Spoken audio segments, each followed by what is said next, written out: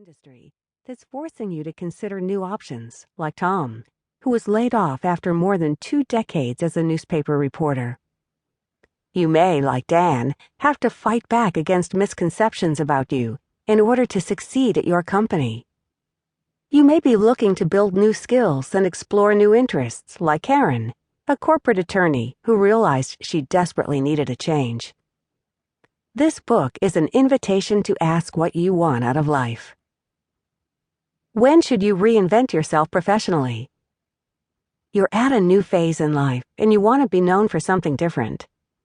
You've been laid off and need to ensure you're in the best position possible to land a new job quickly. You want to move up in your company and you need to take control of your reputation. You've been trying to win a promotion, but feel you're being held back by misconceptions about what you're capable of. You'd like to move into a different area of your company, perhaps from legal to human resources or from sales to finance.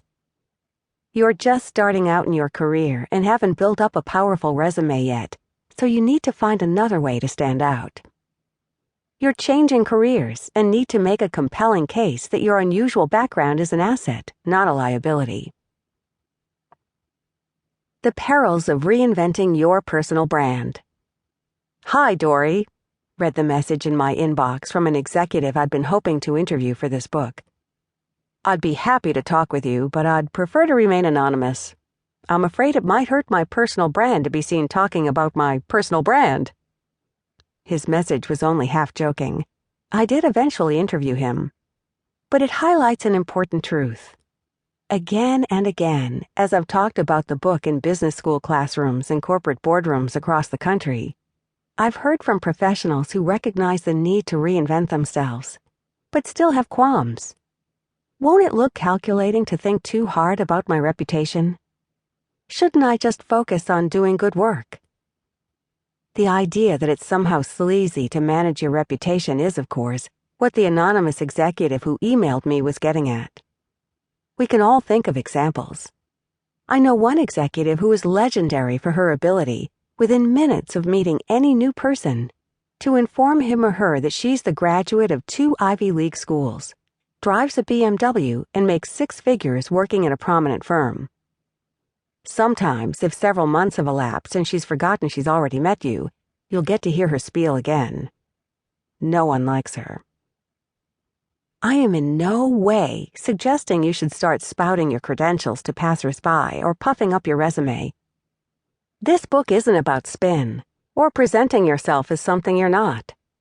It's not about foghorning your way into other people's consciousness and telling them how great you are.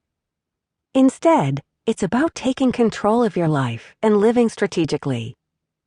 Who do you want to be? And what do you need to do to get there? This is a book about defining your goals, working hard and ethically to get there, and then making sure that people notice once you do. I come from the world of media relations and marketing, so I'll admit I'm biased. But I've also seen firsthand that there are always plenty of talented, qualified people out there. If you aren't strategic about getting the word out in a thoughtful way that adds value, then other people will win the accolades instead of you. That's why, unfortunately, it's no longer possible to sit back and count on getting noticed for your hard work alone.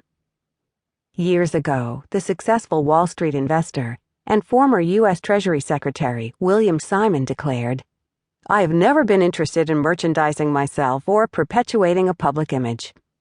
Indeed, it is always difficult to ascertain just what your image is, and it is almost impossible to improve or diminish how people view you other than through direct personal contact. I simply work hard and try to be successful at what I do."